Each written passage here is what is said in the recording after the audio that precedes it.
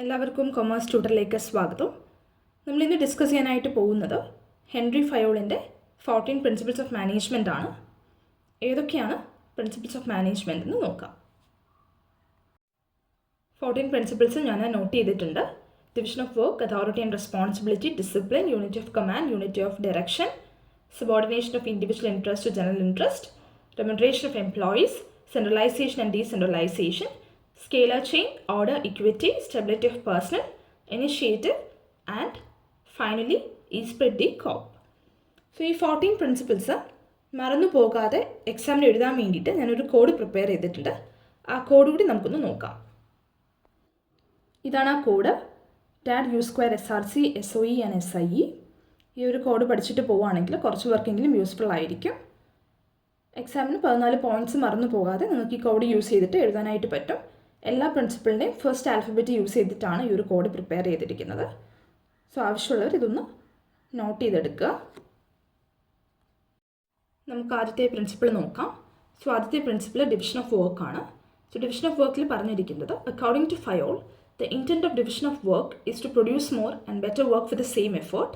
Specialisation is the most efficient way to use human effort. ഇപ്പോൾ ഒരു ഓർഗനൈസേഷനെ സംബന്ധിച്ച് ആ ഓർഗനൈസേഷനിൽ ഒരുപാട് വർക്കുകൾ കാണും. എല്ലാ വർക്കും കൂടി ഒരാൾ ചെയ്യുന്നതിലും ബെറ്ററാണ് എല്ലാ വർക്കുകളും കൂടി പലരും ചെയ്യുന്നത്. ഇപ്പം പല ആളുകളെ സംബന്ധിച്ച് അവർ ഓരോ ഏരിയാസിൽ അവർ സ്പെഷ്യലൈസ്ഡ് ആയിരിക്കും, ഓരോ ഏരിയാസിൽ അവർ ട്രെയിൻഡ് ആയിരിക്കും. സോ നമുക്ക് അവരുടെ സ്പെഷ്യലൈസേഷൻ അനുസരിച്ച് നമ്മൾ പ്രോപ്പറായിട്ട് വർക്ക് ഡിവൈഡ് ചെയ്ത് കൊടുക്കുവാണെങ്കിൽ എംപ്ലോയീസിന് കൂടുതൽ എഫിഷ്യൻ്റായിട്ട് അവരുടെ സ്കില്ല് യൂസ് ചെയ്ത് അവരുടെ മാക്സിമം എഫേർട്ട് ഇട്ട് അവർക്ക് വർക്ക് ചെയ്യാനായിട്ട് സാധിക്കും. സോ ഓർഗനൈസേഷൻ്റെ ഒബ്ജക്റ്റീവ്സ് കുറച്ചുകൂടി എഫിഷ്യൻ്റായിട്ട് അച്ചീവ് ചെയ്യാനായിട്ട് ഈ പ്രോപ്പർ ഡിവിഷൻ ഓഫ് വർക്ക് സഹായിക്കും. സോ എല്ലാ ഓർഗനൈസേഷനിലും നിർബന്ധമായിട്ടും വേണ്ട ഒരു കാര്യമാണ് വർക്ക് പ്രോപ്പറായിട്ട് ഡിവൈഡ് ചെയ്ത് ഓരോ എംപ്ലോയീസിനും അവരുടെ സ്പെഷ്യലൈസേഷൻ അനുസരിച്ച് കൊടുക്കുക എന്നുള്ളത്. സോ ഞാനൊരു എക്സാമ്പിൾ കൂടി ഇവിടെ മെൻഷൻ ചെയ്തിട്ടുണ്ട്. ഒരു കാർ മാനുഫാക്ചറിങ് പ്ലാന്റിൽ പല ടാസ്കുകൾ കാണും. ഇപ്പം എൻജിൻസ് അസംബിൾ ചെയ്യുക, അതുപോലെ കാർസ് പെയിൻറ്റ് ചെയ്യുക, ക്വാളിറ്റി ചെക്കിങ് നടത്തുക. അപ്പോൾ ഈ ഓരോ ടാസ്കിലും സ്പെഷ്യലൈസ് ചെയ്തിട്ടുള്ള എംപ്ലോയീസ് ഉണ്ട്. അവരെ ഓരോരുത്തരെയും ഈ ജോലികൾ ഏൽപ്പിക്കുകയാണെങ്കിൽ അവർക്ക് കൂടുതൽ എഫിഷ്യൻ്റായിട്ട് അവർക്ക് ഈ ജോലികൾ ചെയ്യാനായിട്ട് സാധിക്കും. അപ്പം അതുകൊണ്ട് തന്നെ നമ്മുടെ ഓർഗനൈസേഷന് കുറച്ചുകൂടി ബെറ്ററായിട്ട് ഫങ്ഷൻ ചെയ്യാനും നമ്മുടെ ഒബ്ജക്റ്റീവ്സിനെ അച്ചീവ് ചെയ്യാനായിട്ടും സാധിക്കും. So next principle ആണ് authority and responsibility. According to Fayol, authority is the right to give orders and obtain obedience, and responsibility is the corollary of authority. So authority എന്ന് പറയുന്നത് ഒരാൾക്ക് മറ്റൊരാൾക്ക് കമാൻഡ് കൊടുക്കാനുള്ള അല്ലെങ്കിൽ ഓർഡേഴ്സ് കൊടുക്കാനുള്ള റൈറ്റിനെയാണ് അതോറിറ്റി എന്ന് പറയുന്നത്. ആൻഡ് അതോറിറ്റിയുടെ അനന്തരഫലം എന്ന് പറയുന്നത് റെസ്പോൺസിബിലിറ്റിയാണ്. ഇപ്പോൾ ഒരു മാനേജറിനെ സംബന്ധിച്ച് ആ മാനേജർ അദ്ദേഹത്തിൻ്റെ സബോർഡിനേറ്റിന് എന്ത് ജോലി ചെയ്യണം, എങ്ങനെ ജോലി ചെയ്യണം എന്നതിനെക്കുറിച്ച് ഓർഡേഴ്സ് കൊടുക്കുവാണെങ്കിൽ ആ മാനേജറിൻ്റെ തന്നെ റെസ്പോൺസിബിലിറ്റിയാണ് ആ സബോർഡിനേറ്റ് മാനേജറിൻ്റെ ഓർഡേഴ്സ് ഫോളോ ചെയ്യുന്നുണ്ടോ, ആ ജോലി കൃത്യമായിട്ട് ചെയ്യുന്നുണ്ടോ, കൃത്യസമയത്തിനുള്ളിൽ ചെയ്തു തീർക്കുന്നുണ്ടോ എന്ന് എൻഷുർ ചെയ്യേണ്ടതും ഒരു മാനേജറിൻ്റെ റെസ്പോൺസിബിലിറ്റിയാണ്. അതുകൊണ്ടാണ് ഹെൻറി ഫയോൾ പറഞ്ഞിരിക്കുന്നത് there should be a balance between authority and responsibility. ഒരു മാനേജർ എന്ന് പറയുന്നത് അതോറിറ്റി ഓർഡർ കൊടുക്കാനും കമാൻഡ് കൊടുക്കാനും അതോറിറ്റി ഉള്ള ഒരാൾ മാത്രമല്ല, അയാൾ കൊടുത്തിരിക്കുന്ന ഓർഡേഴ്സ് അയാളുടെ സബോർഡിനേറ്റ്സ് അല്ലെങ്കിൽ അയാളുടെ ചുറ്റുമുള്ളവർ അതുപോലെ ഫോളോ ചെയ്യുന്നുണ്ടോ എന്നുള്ള ആ ജോലി കൃത്യസമയത്ത് ചെയ്തു തീർക്കുന്നുണ്ടോ എന്ന് എൻഷുർ ചെയ്യാനുള്ള റെസ്പോൺസിബിലിറ്റി കൂടി ഒരു മാനേജർക്ക് ഉണ്ട്.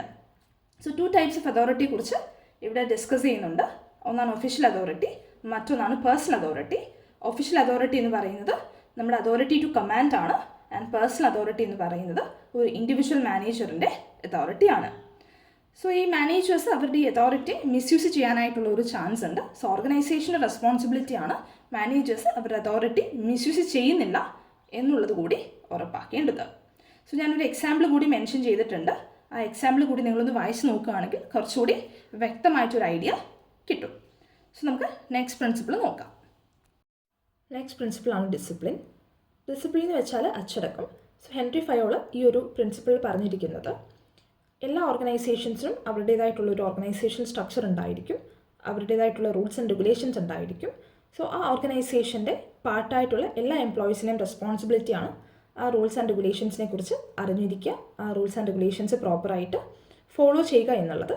ഏതെങ്കിലും ഒരു എംപ്ലോയി ഈ organisational rules and regulations violate ചെയ്യുകയാണെങ്കിൽ അവർക്കെതിരെ ആക്ഷൻ എടുക്കാനുള്ള റൈറ്റ് ഓർഗനൈസേഷൻ ഉണ്ടായിരിക്കും. Obedience to organisational rules and employment agreement which are necessary for the working of the organisation.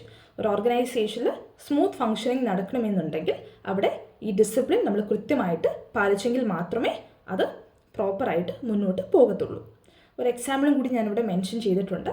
ഒരു റീറ്റെയിൽ സ്റ്റോറിൽ അവർക്ക് അവരുടേതായിട്ടുള്ള കുറച്ച് സ്റ്റോർ പോളിസീസ് ഉണ്ട്. പിന്നെ ഒരു സമയത്ത് എംപ്ലോയീസ് റിപ്പോർട്ട് ചെയ്യണം എന്നൊരു റീറ്റെയിൽ സ്റ്റോറിൽ ഒരു റൂൾ ഉണ്ടെങ്കിൽ അത് പങ്ക്ച്വലായിട്ട് പാലിക്കുക എന്നുള്ളത് എംപ്ലോയീസിൻ്റെ റെസ്പോൺസിബിലിറ്റിയാണ്. ആൻഡ് എംപ്ലോയീസ് അത് പാലിച്ചില്ലെങ്കിൽ അവർക്കെതിരെ പെനൽറ്റീസ് ചാർജ് ചെയ്യും. സോ അതാണ് ഈ ഒരു പ്രിൻസിപ്പിളിൽ പറഞ്ഞിരിക്കുന്നത്. അടുത്ത പ്രിൻസിപ്പിളാണ് unity of command. So according to Fayol, there should be only one boss for every individual employee.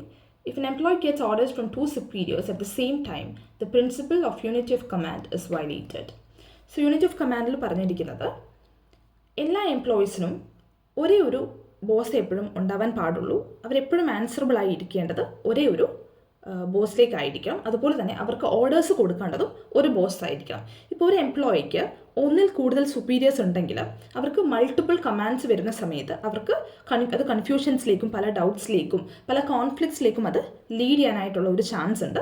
So organisations make sure ചെയ്യേണ്ട ഒരു കാര്യമാണ് ഒരു എംപ്ലോയിക്ക് എപ്പോഴും ഒരു സുപ്പീരിയറിൽ നിന്ന് മാത്രമേ ഓർഡേഴ്സ് കിട്ടാവൂ. ആൻഡ് ആ എംപ്ലോയി ആൻസറബിൾ ആയിട്ടുള്ളതും ആ ഒരു സുപ്പീരിയറിനോട് മാത്രമായിരിക്കും.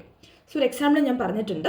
ഒരു സോഫ്റ്റ്വെയർ ഡെവലപ്പർ ഇപ്പോൾ പ്രോജക്റ്റ് മാനേജറാണ് സോഫ്റ്റ്വെയർ ഡെവലപ്പറിന് ആവശ്യമായിട്ടുള്ള ടാസ്ക് അസൈൻ ചെയ്ത് കൊടുക്കുന്നതെങ്കിൽ ആ സോഫ്റ്റ്വെയർ ഡെവലപ്പർ ആൻസറബിൾ ആയിട്ടുള്ള ഒരേ ഒരു സുപ്പീരിയർ എന്ന് പറയുന്നത് ഈ പ്രോജക്റ്റ് മാനേജർ മാത്രമായിരിക്കും.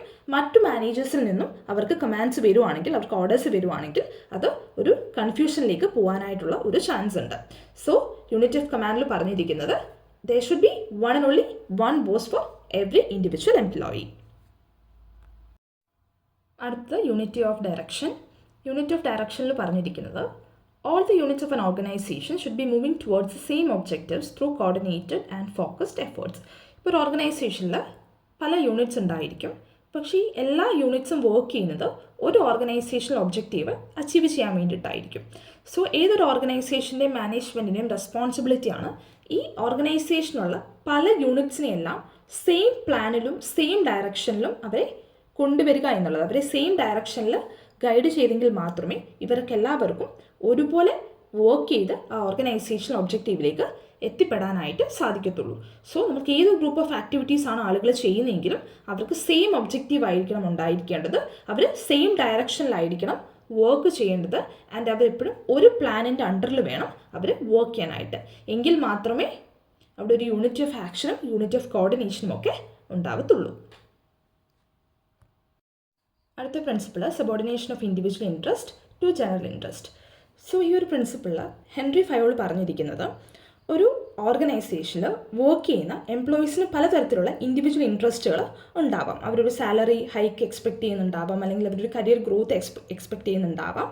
പക്ഷേ നമ്മളൊരു ഓർഗനൈസേഷനിൽ വർക്ക് ചെയ്യുമ്പം ഇൻഡിവിജ്വൽ ഇൻട്രസ്റ്റുകളേക്കാൾ കൂടുതൽ ഒരു എംപ്ലോയി എപ്പോഴും പ്രയോറിറ്റൈസ് ചെയ്യേണ്ടത് ആ ഓർഗനൈസേഷൻ്റെ ജനറൽ ഇൻട്രസ്റ്റിനെ ആയിരിക്കണം. ഇപ്പോൾ ഒരു എക്സാമ്പിൾ പറയുവാണെങ്കിൽ ഒരു പീക്ക് സീസൺ സെയിൽസ് വളരെയധികം കൂടുന്ന ഒരു പീക്ക് സീസണിൽ നിൽക്കുന്ന ഒരു സമയത്ത് ഒരു ഇൻഡിവിജ്വലിന് മേ ബി ഒരു ലീവ് ആവശ്യമായിരിക്കാം. പക്ഷേ അവർ ആ സമയത്ത് ആ ലീവ് എടുക്കുന്നതിനേക്കാൾ കൂടുതൽ അവർ പ്രയോറിറ്റൈസ് ചെയ്യേണ്ടത് കമ്പനിയുടെ ടാർഗറ്റ് അല്ലെങ്കിൽ ആ ഓർഗനൈസേഷൻ്റെ ടാർഗറ്റ് എങ്ങനെ അച്ചീവ് ചെയ്യാം എന്നതിനെ കുറിച്ചായിരിക്കണം.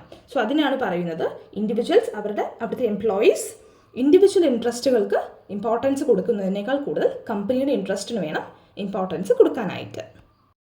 Next principle remuneration of employees. Henry ഫയോളിൻ്റെ വളരെ ഇമ്പോർട്ടൻ്റ് ആയിട്ടുള്ളൊരു പ്രിൻസിപ്പിൾസ് ഓഫ് മാനേജ്മെൻ്റ് ആണ് റെമ്യൂണറേഷൻ ഓഫ് എംപ്ലോയീസ്.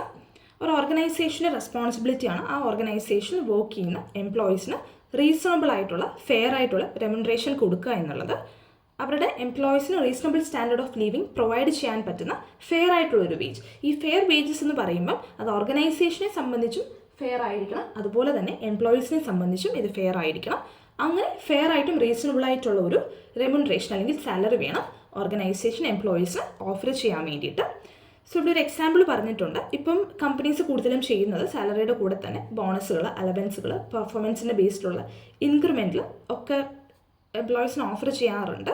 അപ്പോൾ ഇതിൻ്റെ ഒരു പേർപ്പസ് എന്താണെന്ന് വെച്ചാൽ ഇത് എംപ്ലോയീസിനെ കൂടുതൽ മോട്ടിവേറ്റ് ചെയ്യുകയും കൂടുതൽ എഫിഷ്യൻ്റായിട്ട് അവരെ വർക്ക് ചെയ്യാനായിട്ട് സഹായിക്കുകയും ചെയ്യും.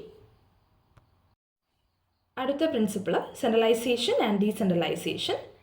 സെൻട്രലൈസേഷൻ എന്ന് വെച്ച് കഴിഞ്ഞാൽ ഒരു ഓർഗനൈസേഷൻ്റെ ടോപ്പ് ലെവൽ മാനേജ്മെൻ്റ് ആയിരിക്കും എല്ലാ ഡിസിഷൻസും എടുക്കുന്നത്. ഡിസിഷൻ മേക്കിംഗ് അതോറിറ്റി അല്ലെങ്കിൽ decision making power top level മാനേജ്മെൻറ്റിൻ്റെ കയ്യിൽ മാത്രമായിരിക്കും.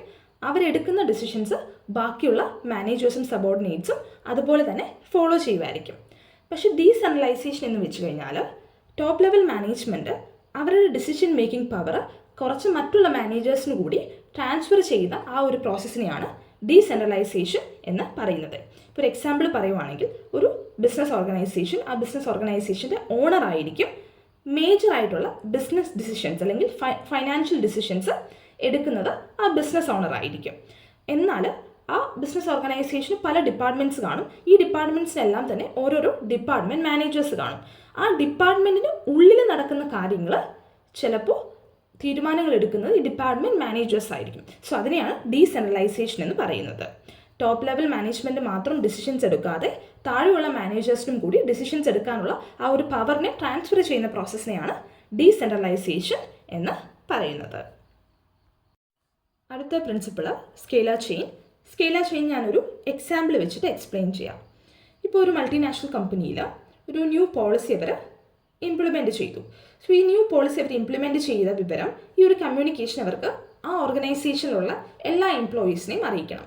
സോ CEO ആണ് ഈ ഒരു ന്യൂ പോളിസി ഇംപ്ലിമെൻറ്റേഷൻ ചെയ്തത്. സോ CEOയിൽ നിന്നും ഇതാദ്യം ഡിപ്പാർട്ട്മെൻറ്റ് ഹെഡ്സിലേക്ക് ഒരു ഫോർമൽ കമ്മ്യൂണിക്കേഷൻ പോകും.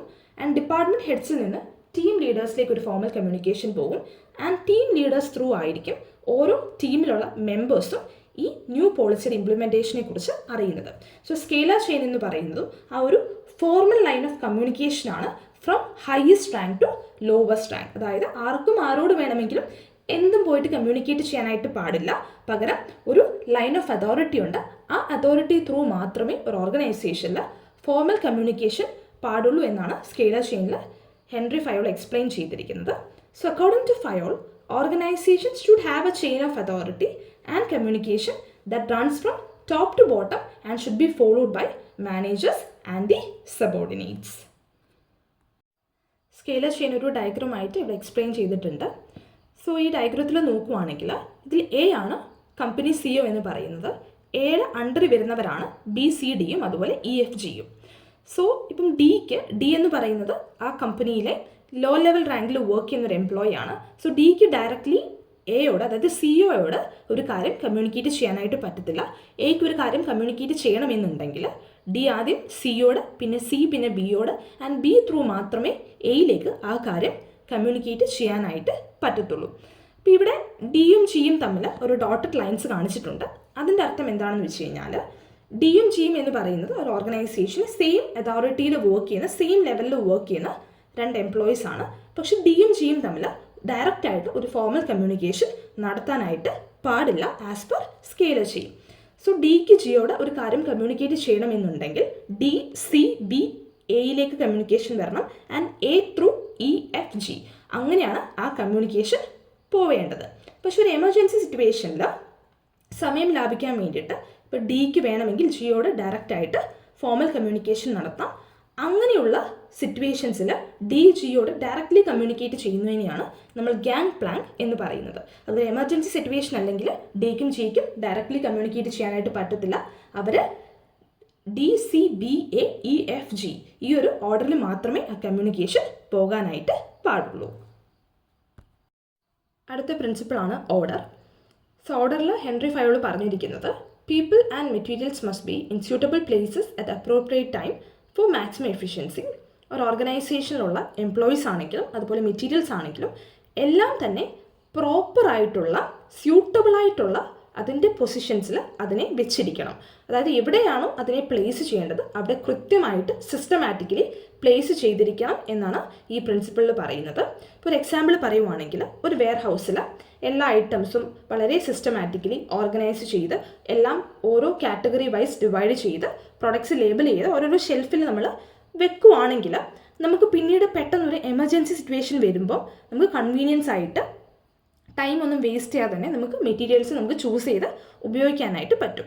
സോ ഈ ഓർഡർ എന്ന് പറയുന്ന പ്രിൻസിപ്പിൾ ഹെൻറി ഫയോൾ പറഞ്ഞിരിക്കുന്നതും ഒരു ഓർഗനൈസേഷനിൽ മെറ്റീരിയൽസ് ആണെങ്കിലും ഓർഗനൈസേഷനിലെ ആളുകളാണെങ്കിലും എല്ലാം തന്നെ അവരുടെ പൊസിഷൻസിൽ പ്രോപ്പറായിട്ട് പ്ലേസ്ഡ് ആയിട്ടിരിക്കണം. നെക്സ്റ്റ് പ്രിൻസിപ്പിളാണ് ഇക്വിറ്റി. ഇക്വിറ്റിയിൽ പറഞ്ഞിരിക്കുന്നത് ഒരു ഓർഗനൈസേഷനിൽ ഒരിക്കലും അവിടുത്തെ എംപ്ലോയീസ് സെക്സിൻ്റെ ബേസിലോ റിലീജിയൻ്റെ ബേസിലോ ലാംഗ്വേജോ കാസ്റ്റോ ബിലീഫോ എന്തിൻ്റെയും പേരിൽ ഒരു തരത്തിലുള്ള ഡിസ്ക്രിമിനേഷനും ഫേസ് ചെയ്യാനായിട്ട് പാടില്ല. ഒരു ഓർഗനൈസേഷൻ്റെ റെസ്പോൺസിബിലിറ്റിയാണ് അവരുടെ എംപ്ലോയീസിനെ ഫെയർ ആയിട്ടും ഈക്വലായിട്ടും ട്രീറ്റ് ചെയ്യുക എന്നുള്ളത്. ഇപ്പോൾ ഇതിൽ ഹെൻറി ഫയോൾ പറഞ്ഞിരിക്കുന്നത് ഇപ്പോൾ നമ്മുടെ എംപ്ലോയീസിന് നമ്മൾ ഫെയർ ആയിട്ടും ഈക്വലായിട്ടുമുള്ളൊരു ട്രീറ്റ്മെൻറ്റ് പ്രൊവൈഡ് ചെയ്യുവാണെങ്കിൽ അവർക്ക് കൂടുതൽ വർക്ക് ചെയ്യാനായിട്ട് ഇഷ്ടപ്പെടുകയും അവർക്ക് കമ്പനിയോട് സ്നേഹം ഉണ്ടാവുകയും അവർ കൂടുതൽ എഫിഷ്യൻ്റായിട്ട് ജോലി ചെയ്യുകയും ചെയ്യും. അതുകൊണ്ട് തന്നെ എല്ലാ ഓർഗനൈസേഷൻസും എൻഷുർ ചെയ്യേണ്ട ഒരു കാര്യമാണ് അവരുടെ എംപ്ലോയീസിനെ അവർ ഫെയർ ആയിട്ടും ഈക്വലായിട്ടുമാണ് ട്രീറ്റ് ചെയ്യുന്നത് എന്നുള്ളത്. അടുത്ത പ്രിൻസിപ്പിളാണ് സ്റ്റെബിലിറ്റി ഓഫ് പേഴ്സണൽ. ഒരു ഓർഗനൈസേഷനെ സംബന്ധിച്ച് ഏറ്റവും വലിയ ചലഞ്ചാണ് എംപ്ലോയി ടേൺ ഓവർ കുറയ്ക്കുക, അവരുടെ എക്സിസ്റ്റിംഗ് എംപ്ലോയീസിനെ നിലനിർത്തുക എന്നുള്ളത്. കാരണം ഒരു ഓർഗനൈസേഷനെ സംബന്ധിച്ച് ഒരു എംപ്ലോയി അവർ സെലക്ട് ചെയ്യുന്നത് ഒരുപാട് പ്രോസസ്സിന് ശേഷമാണ്, ഒരുപാട് പ്രൊസീജിയേഴ്സിനും ഒരുപാട് ക്രൈറ്റീരിയയ്ക്കൊക്കെ ശേഷമാണ് അവർ ഒരു എംപ്ലോയി അവർ സെലക്ട് ചെയ്യുന്നത്. അതിനുശേഷം അവർ ട്രെയിനിങ് പ്രൊവൈഡ് ചെയ്യുന്നുണ്ട്. സോ ട്രെയിനിങ് എല്ലാം കൊടുത്തു കഴിഞ്ഞ് നമ്മൾ അവർക്ക് റിസൾട്ട് കാണിക്കാൻ വേണ്ടിയിട്ട് നമ്മൾ അവർക്ക് കുറച്ച് സമയം കൊടുക്കുക. സോ അല്ലെങ്കിൽ അവർക്കൊരു ഇൻസ്റ്റെബിലിറ്റി അല്ലെങ്കിൽ ഒരു ഇൻസെക്യൂരിറ്റി എംപ്ലോയീസിന് ഫീൽ ചെയ്തിട്ട് അവർ ഓർഗനൈസേഷൻ വിട്ടുപോകാനായിട്ടൊരു ചാൻസ് ഉണ്ട്. സോ അങ്ങനെ പോയി കഴിഞ്ഞാൽ അത് നമ്മുടെ കമ്പനിയാണ് മോശമായിട്ട് ബാധിക്കുന്നത്. സോ ഹെൻറി ഫയോൾ ഈ ഒരു പ്രിൻസിപ്പിൾ പറഞ്ഞിരിക്കുന്നത് മാക്സിമം നമ്മുടെ എംപ്ലോയീസിനെ, നമ്മുടെ എക്സിസ്റ്റിംഗ് എംപ്ലോയീസിനെ നമ്മുടെ ഓർഗനൈസേഷൻ നിലനിർത്താൻ വേണ്ടി എല്ലാ ഓർഗനൈസേഷൻസും ശ്രമിക്കണം എന്നാണ്. അടുത്ത പ്രിൻസിപ്പിളാണ് ഇനിഷ്യേറ്റീവ്. ഇനിഷ്യേറ്റീവിൽ പറഞ്ഞിരിക്കുന്നത് ഒരു നല്ല കമ്പനിയിൽ എപ്പോഴും ഒരു എംപ്ലോയി സജഷൻ സിസ്റ്റം ഉണ്ടായിരിക്കും. എംപ്ലോയീസിന് അവരുടെ സജഷൻസും അവരുടെ നിർദ്ദേശങ്ങളും പറയാനായിട്ട് അവസരമൊരുക്കുന്ന ഒരു പ്ലാറ്റ്ഫോം ഉണ്ടായിരിക്കണം ഒരു ഓർഗനൈസേഷനിൽ. ആൻഡ് നമുക്ക് യൂസ്ഫുൾ ആയിട്ടൊരു സ്ട്രാറ്റജി, ഒരു പ്ലാനോ ആണ് എംപ്ലോയി സജസ്റ്റ് ചെയ്യുന്നതെങ്കിൽ അവർക്ക് ഡിസേർവിംഗ് ആയിട്ടുള്ള ഒരു റിവാർഡ് കൂടി കൊടുക്കാനായിട്ട് ഓർഗനൈസേഷൻസ് ശ്രമിക്കണം. കാരണം നമ്മുടെ ഒരു ഡിസിഷൻ മേക്കിങ്ങിലും അല്ലെങ്കിൽ ഒരു എംപ്ലോയീസിൻ്റെ ഒക്കെ ഒരു സജഷൻ, അവരുടെ ഒരു ഐഡിയ ഒക്കെ നമ്മൾ അവരോട് ചോദിച്ചു കഴിയുമ്പം അവർക്ക് കുറച്ചുകൂടി നമ്മളോട് ഒരു ആത്മാർത്ഥത കൂടുകയും അവർക്കൊരു ഇൻഡിവിജ്വൽ ഡെവലപ്മെൻറ്റ് ഉണ്ടാവുകയൊക്കെ ചെയ്യും. അതുകൊണ്ട് തന്നെ ഇത്തരം എംപ്ലോയീസിൻ്റെ സജഷൻസ് പരിഗണിക്കുന്ന ഒരു പ്രവണത ഓർഗനൈസേഷൻസിൽ ഉണ്ടാവണം എന്നാണ് ഹെൻറി ഫയോൾ ഈ ഒരു പ്രിൻസിപ്പിൾ പറയുന്നത്. നെക്സ്റ്റ് പ്രിൻസിപ്പിൾ ഈസ്പ്രിറ്റ് ദി കോപ്പ്. ഈ ഒരു പ്രിൻസിപ്പിൾ പറയുന്നത് ഒരു മാനേജ്മെൻറ്റിനെ സംബന്ധിച്ച് അവരുടെ ഏറ്റവും വലിയ റെസ്പോൺസിബിലിറ്റിയാണ് എംപ്ലോയീസിനിടയിൽ ഒരു ടീം സ്പിരിറ്റ് ഉണ്ടാക്കിയെടുക്കുക എന്നുള്ളത്. കാരണം ഒരു ഓർഗനൈസേഷന് എംപ്ലോയീസ് എന്ന് പറയുമ്പം അവർ ഡിഫറെൻറ്റ് പേഴ്സണാലിറ്റീസ് ഉള്ളവരായിരിക്കും, ഡിഫറെൻറ്റ് ബാക്ക്ഗ്രൗണ്ട്സിൽ നിന്ന് വരുന്നവരായിരിക്കാം. പക്ഷേ അവരൊരു ടീമായിട്ട് വർക്ക് ചെയ്തെങ്കിൽ മാത്രമേ അവർക്ക് ഓർഗനൈസേഷൻ ഒബ്ജക്റ്റീവിലേക്ക് എത്താനായിട്ട് പറ്റത്തുള്ളൂ. സോ ഒരു മാനേജ്മെൻറ്റിൻ്റെ റെസ്പോൺസിബിലിറ്റിയാണ് എംപ്ലോയീസ് തമ്മിൽ ഒരു ടീം സ്പിരിറ്റ് ഉണ്ടാക്കിയെടുക്കുക, ഒരു കോർഡിനേഷൻ ഉണ്ടാക്കിയെടുക്കുക, അതുപോലെ തന്നെ ഒരു അണ്ടർസ്റ്റാൻഡിങ് ഉണ്ടാക്കിയെടുക്കുക, എന്നിട്ട് അവരെ ഓർഗനൈസേഷൻ ഒബ്ജക്റ്റീവിലേക്ക് നയിക്കുക എന്നുള്ളത്. ഒരു മാനേജർ എപ്പോഴും ഐ എന്നുള്ളത് റീപ്ലേസ് ചെയ്ത് ബി എന്ന് വേണം പറയാനായിട്ട്. നമ്മൾ ഒന്നാണ്, നമ്മൾ ഒറ്റ ടീമാണ് എന്ന് എംപ്ലോയീസിൻ്റെ മനസ്സിൽ തോന്നിപ്പിക്കാനായിട്ട് ഒരു എഫിഷ്യൻ്റ് ആയിട്ടുള്ള മാനേജറിന് കഴിയണമെങ്കിൽ മാത്രമേ അവർക്ക് smooth functioning of the organisation ensure ചെയ്യാനായിട്ട് പറ്റത്തുള്ളൂ. സോ ഗൈസ്, ഹെൻറി ഫയോളിൻ്റെ 14 പ്രിൻസിപ്പിൾസ് ഓഫ് മാനേജ്മെൻറ്റ് നിങ്ങൾക്ക് മനസ്സിലായി എന്ന് വിചാരിക്കുന്നു. ഞാൻ ഓരോ പ്രിൻസിപ്പിൾസിൻ്റെയും എക്സാമ്പിൾസ് ഓരോ സ്ലൈഡിൽ മെൻഷൻ ചെയ്തിട്ടുണ്ട്. ആ എക്സാമ്പിൾസ് വായിച്ച് നോക്കുകയാണെങ്കിൽ നിങ്ങൾക്ക് കുറച്ചുകൂടി ഡീറ്റെയിൽ ആയിട്ട് എല്ലാ പ്രിൻസിപ്പിൾസും മനസ്സിലാവുന്നതായിരിക്കും. ഞാൻ ഇതുപോലെ വേറെ ഏതെങ്കിലും ഒരു ടോപ്പിക്കിനെ കുറിച്ച് PPT ചെയ്യണം എന്ന് നിങ്ങൾ ആഗ്രഹിക്കുന്നുണ്ടെങ്കിൽ കമൻറ്റ് ചെയ്താൽ മതി. സോ നിങ്ങൾക്ക് ഈ ഒരു വീഡിയോ ഇഷ്ടമായെങ്കിൽ please like, share and subscribe. Thank you.